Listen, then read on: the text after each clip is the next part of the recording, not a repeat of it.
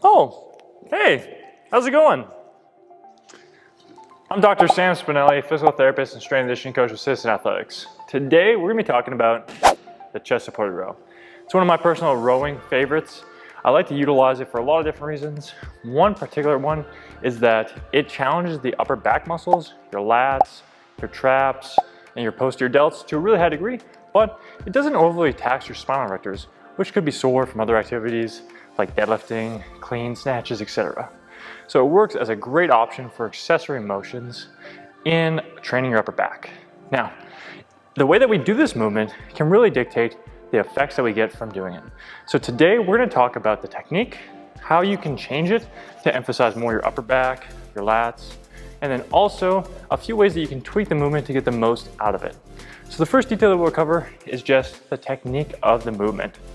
So when executing this, you need an incline bench, or you can also do it with a flat bench where you support it on something like a couple of plates.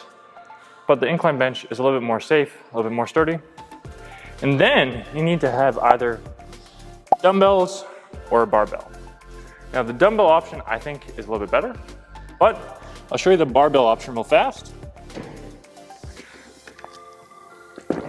So one of the first issues with the barbell setup is that normally when we're going to be doing it on an incline bench, we have this thing in the way, so I can't really roll it into place, which can make changing the weights a little bit more challenging.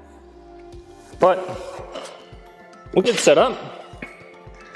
Then the second thing that can be an issue with it is that as you watch me go through the motion, one, because it's on the plates that are a little bit higher up, I'm not gonna be able to straighten my arms fully unless I go to a higher incline, which we'll talk about in a minute why you might not wanna do that. Then we also have the issue of, as I go and I pull, you can see I hit that bench. Now, not a huge problem, but if I'm really trying to maximize the challenge to my lats, I wanna try and get as much shoulder extension as possible. So that means that getting my shoulder further back with my elbow passing my midline of my body. So you can see my hand being close to my ribs. The barbell restricts that. You could go wider, which is an option that I've done a lot myself, where you do more of like a snatch grip chest supported row, which can work pretty well. But as we're gonna talk about in the next part, that's gonna challenge a little bit more of your upper back than your lats. So not necessarily a bad thing, just not the goal for most people when they're doing this movement. So we're gonna ditch the bar and we're gonna go to dumbbells. Ooh, get this barbell out of the way. You want a nice clean gym space, don't injure yourself. Now, when we got these dumbbells in place, the angle at which we use the bench will have an impact on the degree to which we challenge our muscles. So you see this is at like roughly a 30-degree incline. I'm not an expert at math, so we'll say it's about there. Now, if we change this angle, such as like, it's a little bit higher than 45 degrees, but 45-ish, it's gonna put a little bit more challenge to your upper back. And if you keep going more and more to that higher incline, it's gonna continue to shift more towards upper back. And that's just because of the way, as I go into the motion, if I'm here and I row back, I just don't have a good moment arm to really challenge my lats to a high degree, because I'm basically looking at the perpendicular force of gravity and then that distance from that. And it's just really not a very big line. So it's just not gonna be sufficiently challenging to the lats versus the upper back is gonna have to work quite hard here.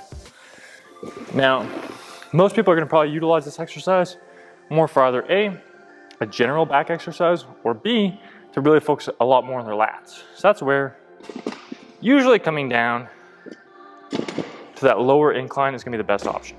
Now, the probably best angle for the majority of people is gonna be the lowest incline where you can still straighten your arms. So you don't wanna be going through the motion where you're really restricting them. Like if you go further down, you can't really go through much motion, unless for some reason you're trying to really work on like a long range pause at the top.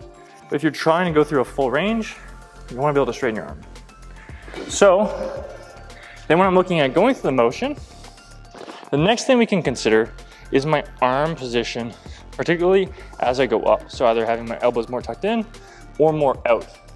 I mentioned with the barbell, we normally have to have our elbows a little bit further out. And that's just because as you go through, you can't keep your elbows tucked in and go as high, which we can do with the dumbbells. So we can be here, but you can also be out here. And the biggest thing is that when I stay more tucked in, I'll be working on more shoulder extension, which is gonna be more of a challenge to my lats. Versus if I go wider,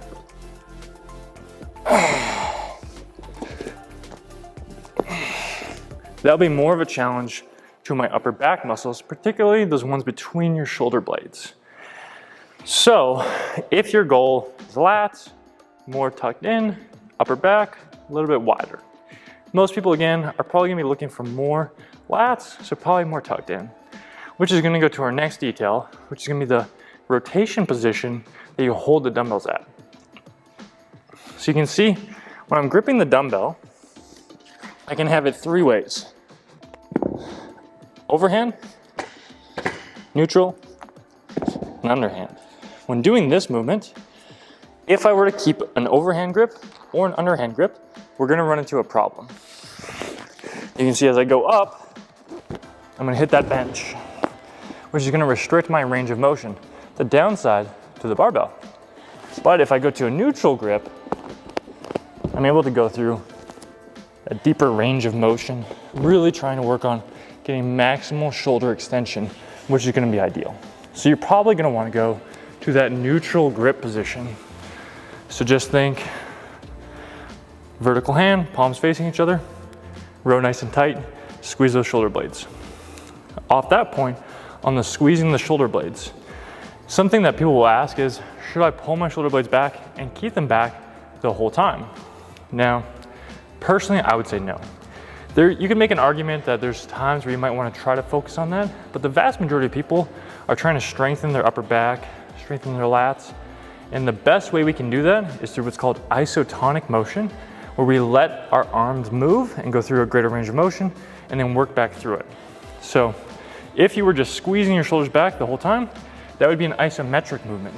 In contrast, so again, to clarify, up and then keeping them there, that would be an isometric for your upper back. Your lats are still working through shoulder extension, but I'm really mostly just keeping my mid traps and rhomboids on a constant squeeze. In contrast, when I go through that isotonic motion, letting my shoulders protract down and then retract on the way up, I'm gonna probably get more benefit from a strength and hypertrophy standpoint. So if you're trying to build your upper back, let your shoulders come forward and then pull back into that position. If you wanna go through that deep stretch and pull and squeeze. So those are gonna be the major details from just the standard execution. Now, if again, you're trying to really focus on your lats, trying to strengthen those puppies up to the best degree you can, we can tweak this movement one more way to help emphasize them. In a dream world, this bench would be higher, you could be relatively flat, but it's not gonna work for a lot of people. So what we can do to try to get a little bit more extension challenge on the lats is to set up some bands on something sturdy. It could be a dumbbell rack, could be a squat rack, could be a heavy kettlebell on the ground. Whatever you got, figure out a solution. Set that up. Because I'm using 2 dumbbells, I'm gonna set up 2 bands. And then I'm gonna secure them on my dumbbell. Boom. And boom. We're ready. So again, as I'm going, and I'm in that position, I'm pulling back. My lats are working really hard, but if I had a little bit more challenge to that extension, I would have an even greater degree of work on the lats. So that's where this band comes in. Because when we're here, I can come and I can pull back